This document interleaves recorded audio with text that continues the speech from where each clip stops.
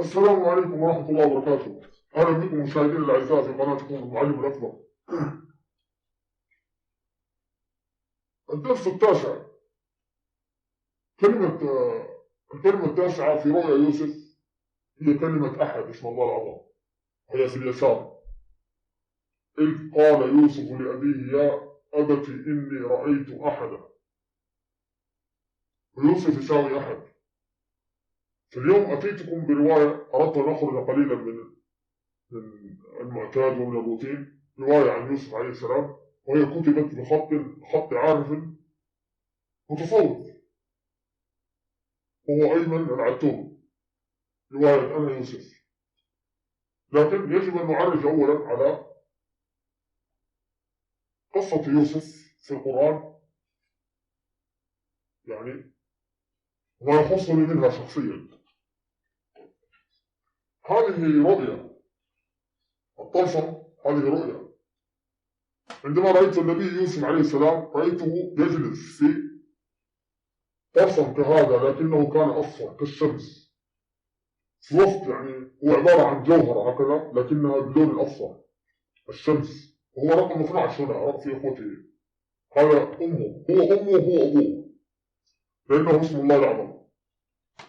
ورأيته جالسا لم يكلمني، لكن سبحان الله هي المرة الوحيدة التي رأيت فيها يوسف عليه السلام، وكان شابا جميلا في 7 أو 18 من عمره. لم يكلمني، لكن لم يكن جميلا يعني كجمال يوسف عليه السلام الذي ذكر يعني.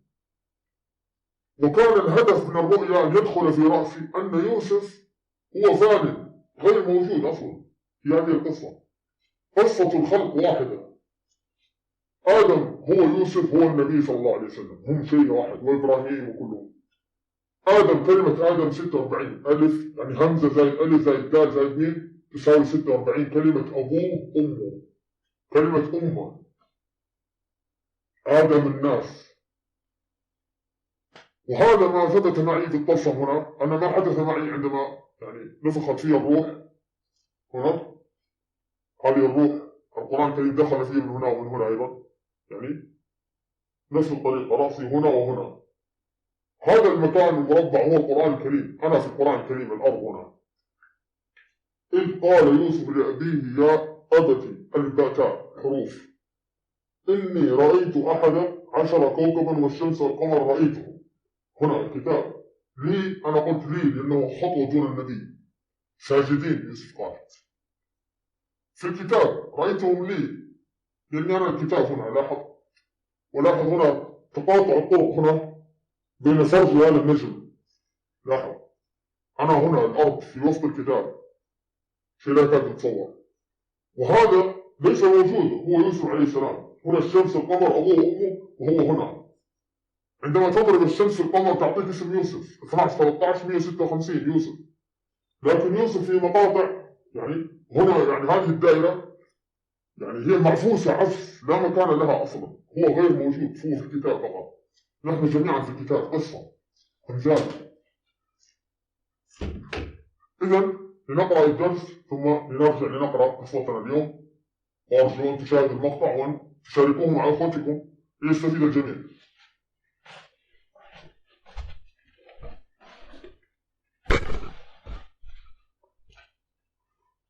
الدرس التاسع.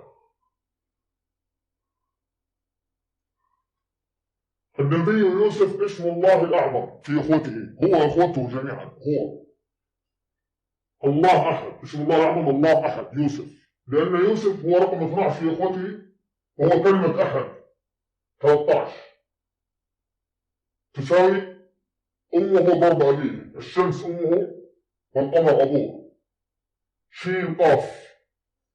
لاحظ أن قاف تساوي القرآن، و12 تساوي اسم الله، كلها تساوي اسم الله، الله أحد. النبي يوسف اسم الله الأعظم الله أحد. قال تعالى لقد كان في يوسف وإخوته آيات للسائلين. طيب، إذا فسرناها بالطريقة التي تكلمت عنها وعلمتكم سابقا سنقول لقد كان المهدي، في تساوي المهدي 90. لقد كان المهدي يوسف أحد إخوته، واو العطف أحد، واو تساوي 13. لقد كان المهدي يوسف أحد إخوته آيات للسائلين، هو آيات قرآن كريم. سبحان العظيم. أي كان الاسم الأعظم يساوي محمد الله. هذه أفضل قصة، وكل القرآن جيد لجد فهم وكله ممتاز، لكن يقول تعالى نحن نقص عليك أحسن القصص، أي إطلاق عام يراد به الكامل. أحسن قصة هي قصة يوسف، وتم البسط فيها وصورة كاملة لاسم يوسف، وهي تثبت الهندسة القرآنية. لاحظ هنا أن آدم تساوي 46 تساوي كلمة أبوه، كلمة أمه، كلمة أمه، آدم لوحده. وهي هكذا 45 تساوي آدم، 46 تساوي آدم، 1 2 3 ترتيب يوسف عدد آياتها، وهو اسمي بالكبير والصغير 12 زائد 111. إذن 111 هي ألف واحد أحد أيضا. طيب 12 الشمس القمر 13 أم يوسف ويعقوب يساوي واحد يوسف. عندما تضرب 12 و 13 تعطيك كلمة يوسف 156 وهي أحد. عملت هذا الجدول وهو على 12 أيضا، 1 2 هكذا. لاحظ 1 2 3 على الساعة 4 5 6 7 8 9 10 11 12.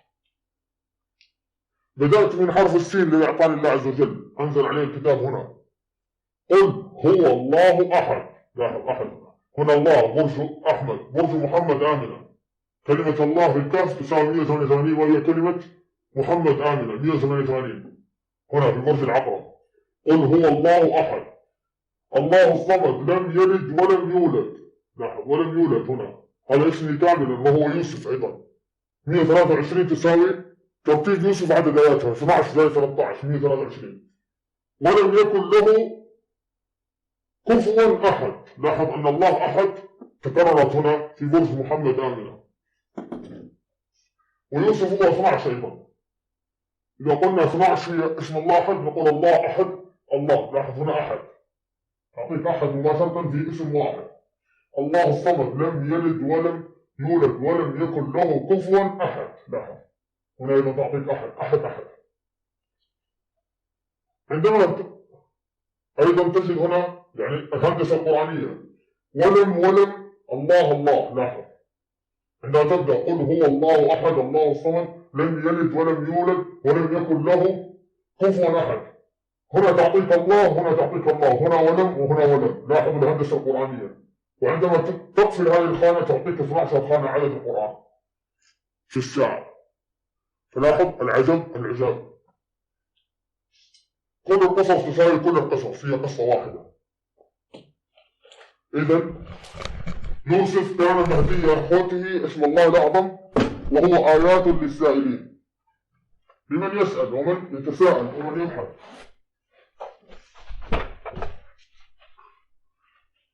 يوسف آيات للسائلين، وهو أحد إخوته هو اسم الله الأعظم فيه. ولاحظ أن عالمه السفلي في الدنيا مع إخوته. لاحظ ما حدث ليوسف وكيف حاولوا أن يقتلوه ورموه في الجب وهذا، لكن نصر الله عز وجل. وكيف أنهم أنبياء وحاولوا قتل النبي وهو أخوه.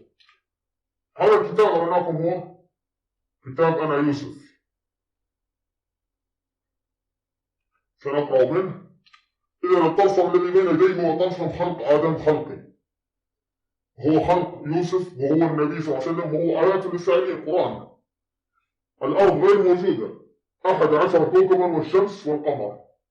الأرض غير موجودة لأنها في الكتاب فقط، وهي قصص في الكتاب. ترك الله لكم شيئا واحدا لتعرفوا به الباقي. إذا اختفت الأرض وكانت في مقطع تقاطع، وهذا مقطع التقاطع اللاحق. هذه خطوط ضوء، الإنسان ضوء روح الله عز وجل. هذه خطوط ضوء تشكل منها هذا النجم. لاحظ هذا النجم تشكل هنا، هذا النجم تشكل هنا بخطوط الضوء. نحن نورانيين أصلا، نور الله عز وجل. لاحظ وهو في مكان برج. لاحظ برج في الوسط هنا، وبرج على اليسار، وبرج على اليمين، وبرج للأعلى، وبرج للأسفل، وبرج هنا على ناحيتك وبرج على الناحية الثانية.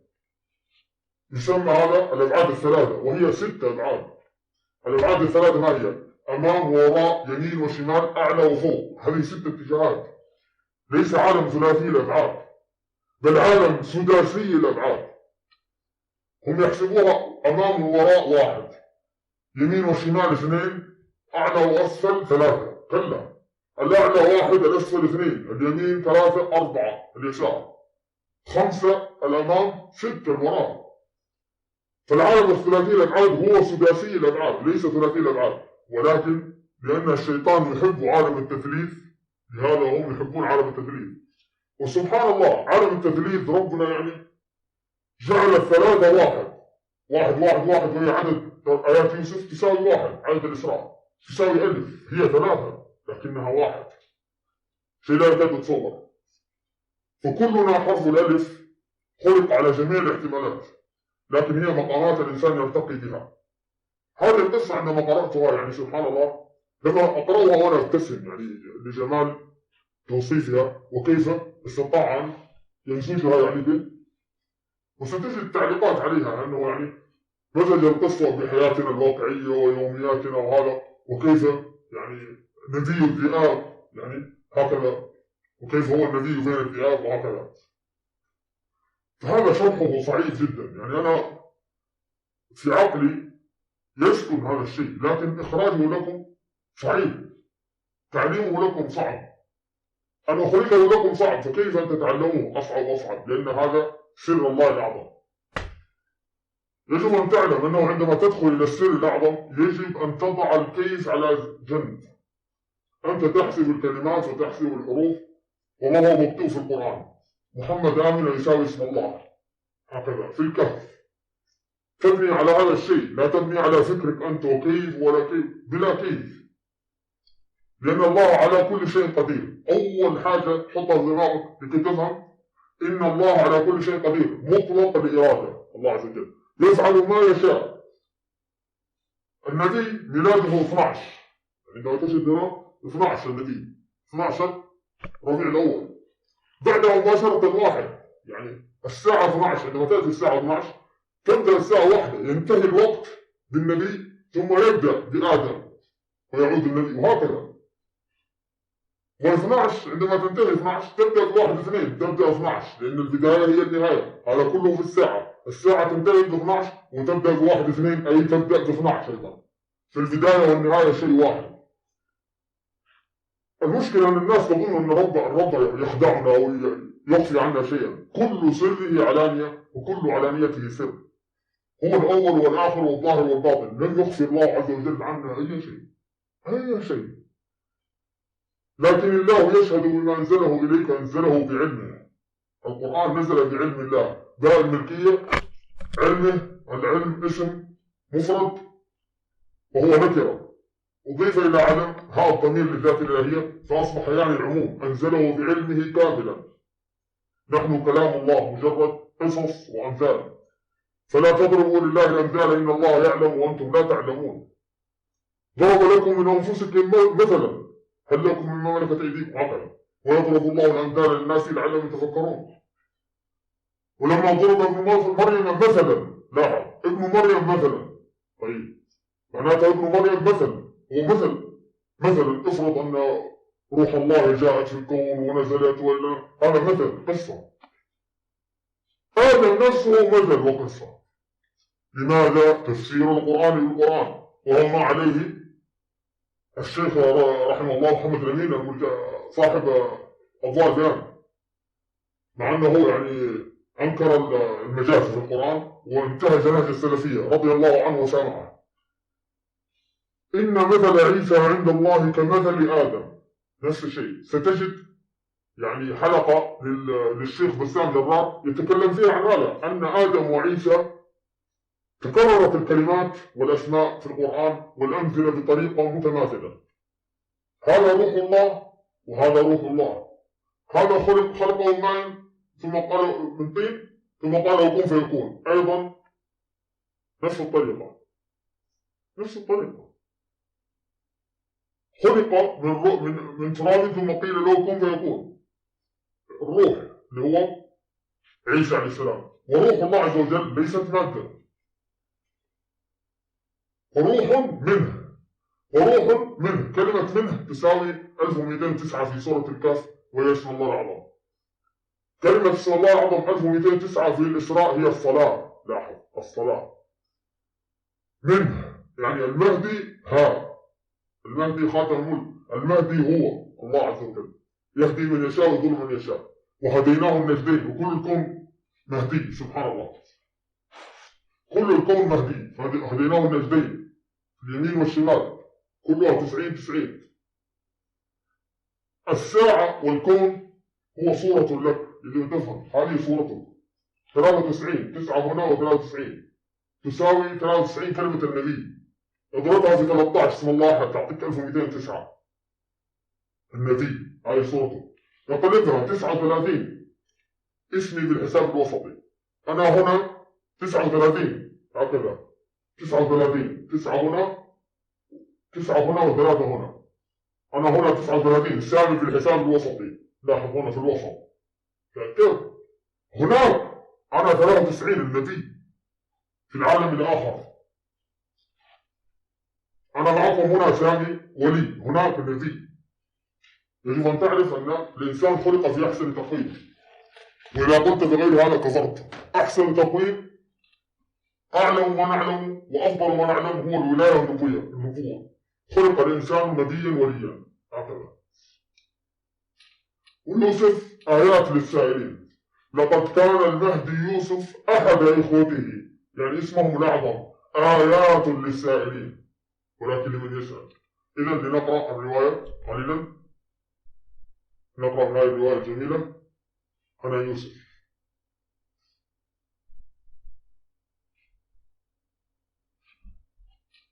طيب هنا في الآيات، الذي هنا في الآيات سأقرأ لكم منها ما استطعت. هي 351 صفحة. القصة اليوم يوسف، سبحان الله. النبي صلى الله عليه وسلم يقول: لا جزاء للصبر غير الفوز، ظلام كثيف، ليل عميق، برد قارس، كل شيء هامد، كأنما ينظر نفسه على الأرض، كأنما ينظر قدرا غامضا. ألقت الأشجار رؤوسها على جذوعها يائسة، وذر التراب نفسه على الأرض مستسلما. الحداة ضلوا، العارفون خدعوا، والأولياء غرقوا في بكاء عميق، بكاء صامت. ورقاء الجمال في قوافل السيارة لم يعد مسموعا، لا صوت غير صوت الريح. الموت يمشي حافيا، الذعر بلا قدمين، العتمة سيدة الأشياء، وحدها النجوم الخجلة كانت تتراقص مثل ذبالة مصباح يوشك أن ينطفئ في الأفق البعيد.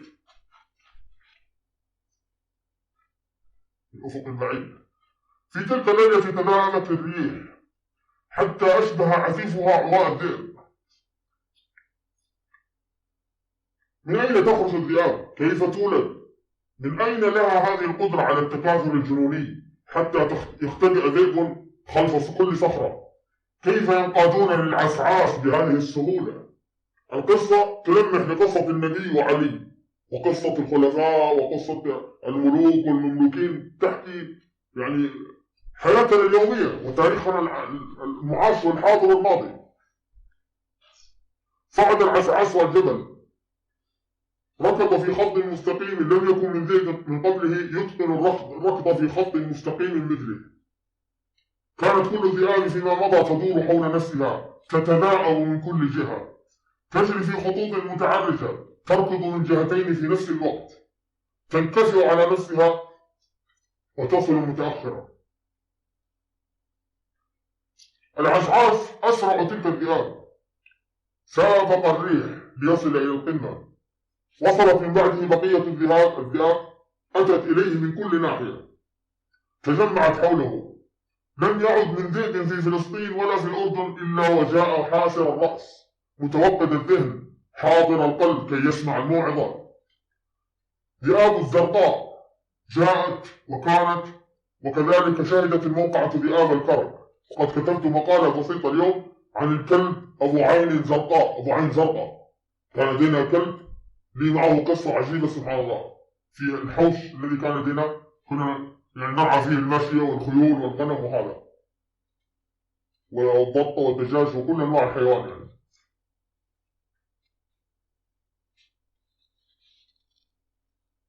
ذئاب الزرقاء جاءت، وكذلك شهدت الموقعة ذئاب الفرق، ذئاب جبال صهيون حضرت، وقانا وصفد والجليل، ومن وادي القمر وفد إلى الموقع عدد لا يعز من الحصر. أما تلك الذئاب التي كانت تنام على ضفاف النهر في أوقات السلم فكانت أول الحاضرين.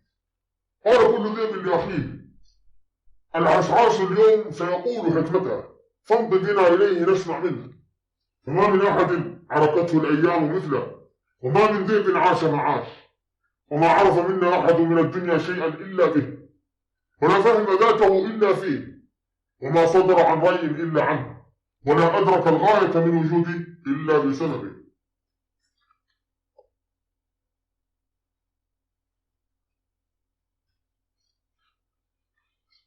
أفمن يقضي عمره في تدبر أسرار الكون كمن يمر عليها وهو عن آياتها من الغافلين؟ كلا.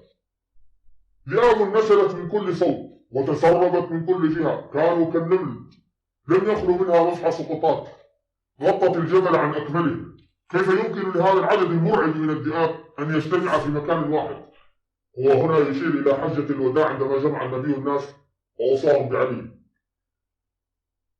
مد العشعاش عنقه وعى وعاء حزينا كأنما هو قادم من بئر عميقة، فقلدته كل ذئاب الأرض، برزت أنيابه من بين فكيها، فلمعت نيوب كثيرة على ضوء النجوم الخافت والقمر المحاط.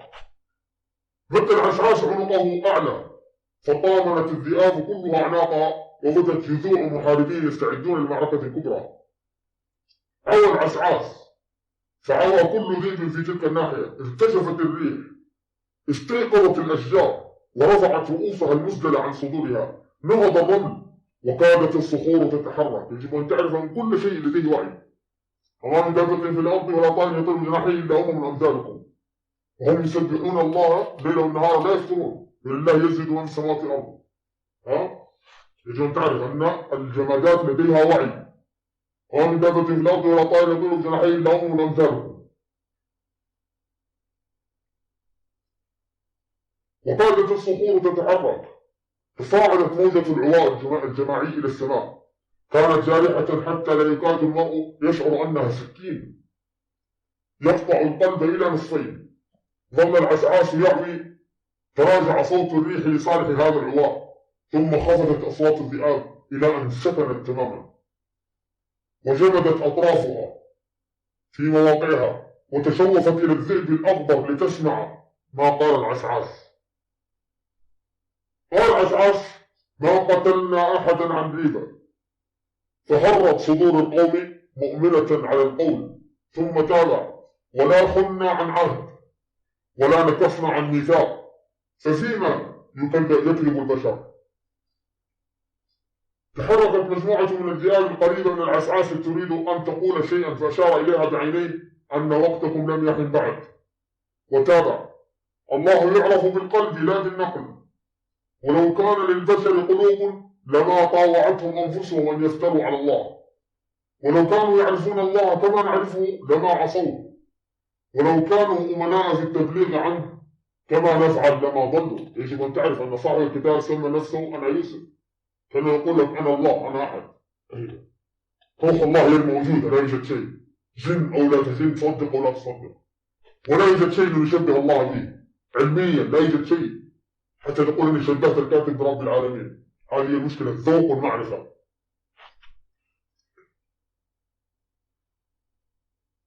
ولو كانوا يدركون أن الأرزاق تجري على الأقدار لما اقتتلوا. هل المحبة إلا رزق؟ وهل الفهم إلا رزق؟ وهل الإيمان إلا رزق؟ لكنهم لما تركوا قلوبهم للحسد، وأرواحهم للطمع، وعقولهم للجهل، وأنفاسهم للشيطان، ضلوا ضلالا بعيدا. خفضت الذئاب رؤوسها، وفحصت الأرض بأقدامها، كأنما تريد أن تدرك ما يرمي إليه العشعاش. لكنها انتظرت حتى يكمل، فلعل الرأي يكون في آخر القول: ذئب واحد فقط ركض من قاع الوادي إلى القمة، كان يبدو غضا، حتى إذا ما وصل إلى القمة أذن له العسعاس بالقول لما رأى من حسن مقصده إلى هدفه.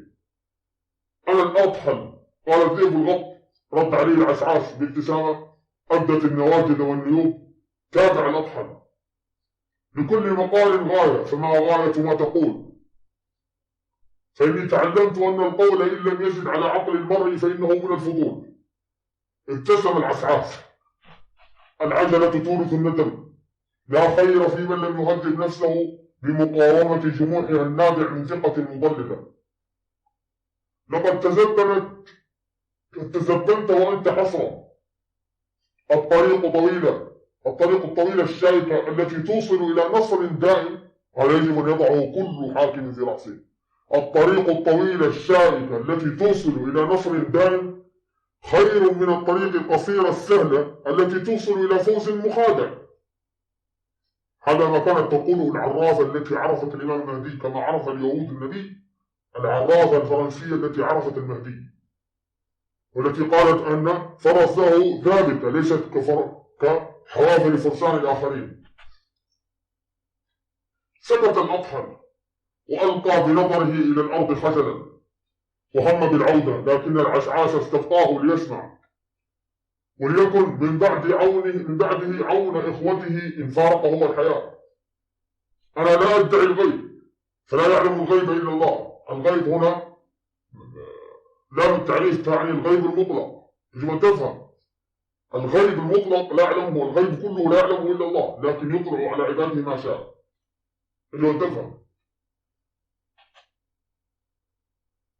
ولكني أرى في هذا الوادي، في ذلك الوادي، رفع قوائمه الأمامية وأشار إلى مكان بعيد قليل البيوت خافت الضوء، تتصاعد من نوافذ الطين فيه أدخنة تقي القاطنين برد الشتاء.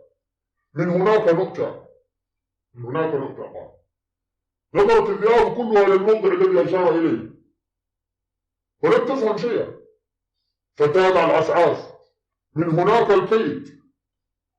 هل يأكل الإنسان إلا أخاه؟ وهل يحزن الرجل إلا أباه؟ هل يأكل الإنسان إلا أخاه؟ وهل يحزن الرجل إلا أباه؟ ترى الآباء كانوا محبين في صرعى في ديارهم كفتية الكهف لا يدرون كم لبثوا. يكون الرجل العارف حزينا على أبنائه، بالذات في زماننا هذا. من هناك سيكبر قرن الشيطان. يجب أن تفهم، قرن الشيطان 100 سنة هي قرن. طلع قرن الشيطان، لكن الشيطان اليوم يستطيع أن يكون نبيا. لاحظ رحمة الله، ورحمتي وسعت كل شيء، لكن الشيطان لا يريد أن يواصل إلا على شيطانته. فهذه مشكلة الشيطان ليست مشكلة الإنسان.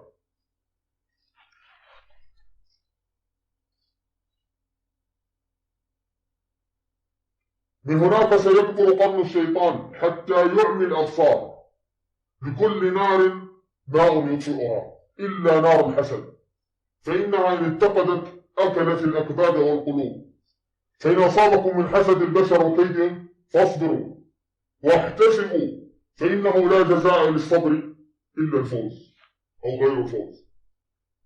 عوت ذئاب كثيرة لولا العسعاس لضلوا، لولا عيناه التي نفذت إلى عالم الجن والإنس لتخطفتهم النوائب، لولا معاشرته البشر ومعرفتهم على وجههم الحق لظلوا مخدوعين بهم، ولولا مشيه في نجود الأرض، نجود، لاحظ نجد، في نجود الأرض الجبال يعني معروف، وعلمه بما يصلح لهم وما يدفع عنهم ويذود عن مرابعهم لذهبوا مع الريح، ولولا خطر الليل الذي جمعه في الدجنات الباردة لما أمنوا الصباح. وعوت ذئاب كثيرة من جديد. الباب الآخر: لا يهاب إلا من كان ذا رهط. استمر الهواء في تلك الليلة، لكن الأرض نزلت إلى ذلك الجبل كل ذئاب معمورة، لكأنه الحج الأخير إلى الحجر الأعظم. لاحظ، لكأنه يتكلم عن هذا، لكأن الوداع من بعد لم يبقى منه إلا رائحة الذكرى. فلم يتخلف عن رسول الحكمة أحد. لا، لم يتخلف عن رسول الحكمة يوسف. هو قال أحد لكن هي يوسف أيضا. والله هو أحد، وإبليس يساوي أحد، والإنسان أحد، والمرأة أحد، والمشرك لا إله إلا الله، كل شيء أحد واحد. كان الأطحن يسمع نبض الأشعاث. الأطحن الذي نبت في تربة الشجاعة والحكمة كان أكثر الذئاب شغفا بالعلم، وإن كان يشوبه التسرع لصغر سنه وتقذفه الحماسة في مواطن الندم في بعض الأحيان، لكنه نذر عمره للمعرفة، فما انشغل عنه إلا بالنزل اليسير من الوقت الذي يقيت به جسده ويسمح له بالاستمرار في الحياة. كان الأطحن رمادي اللون في جسمه كله إلا عنقه وبطنه وفكيه، فكانت شديدة الوياض. كان طويل الأطراف حاد المخالب متدلي الذنب إلى العقل، قليل الذراع إلا فيما جاوز العنق، نحيل الجسم ضامر البطن، مستقيم القوائم حادتي السمع، مستقيم القوائم غليظ الرأس، قصير الوجه، أذناه صغيرتان منتصبتان وإن كانتا حادتي السمع، ممدود الخطم، أسطس الأذن، عريض الجبهة، أنه يصف رسول الله صلى الله عليه وسلم. لا، هي قصة، هذا هو جمال الأدب، والأدب المتصوف أيضا، أو أدب الأدباء المتصوف العارفين. عيناه الخضراوان تحلوان، ولولا أنهما لوزيتان لكانتا عيني إنسان، لما يرى فيهما من الهدوء والحكمة والمودة. ذهبت خضراتهما مع سواد جفني ورمادي فروه الصافي بالجمال كله. إذا أقعى ونصب قائمتيه الأماميتين وأمام أذنيه وحد نظره في الأفق شعرت أنك أمام حكيم دهره وأريج عصره وفريج زمانه. أشار إليه العسعاس ليقف عن يمينه ويقربه منه نجيا. امتثل الأطحن فشبت نار أحرق لهيبها صدور كثير من الذئاب، وحك العسعاس أنفه في عنق الأطحن فاشتعلت نيران أخرى من الغيرة. الإمام علي والنبي صلى الله عليه وسلم لاحظ، ونظر في عينيه طويلا فانداح طوفان الحقد يكاد يغرق الكثيرين من المجتمعين هناك. وعرف العسعاس أن الذئاب العشرة القريبة منه، تلك التي كانت من أكثر وقتا من الأطحن والتي رافقته في دروب المعرفة الوعرة، قد أوغرت صدورها، فشعر أنه تسرع في إظهار إرثه للأطحن.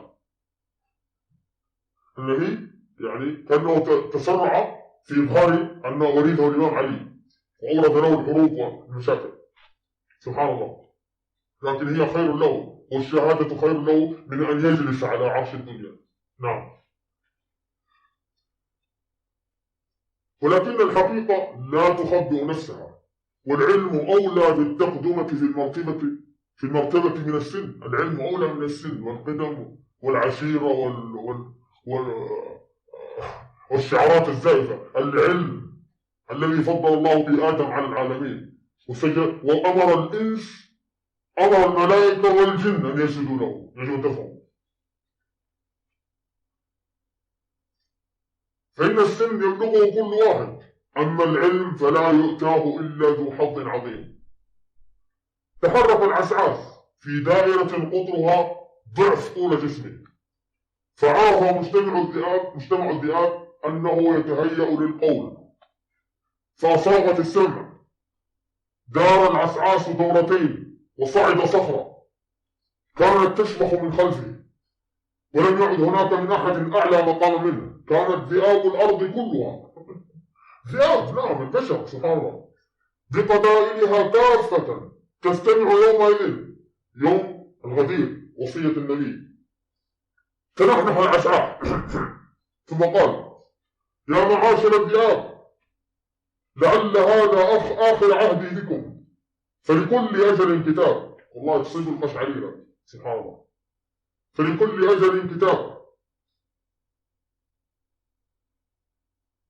وإني مستخلفكم من يخاف الله فيكم. يا معاشر الذئاب، إنه من يتقي ويصبر فإن الله لا يضيع أجر المحسنين.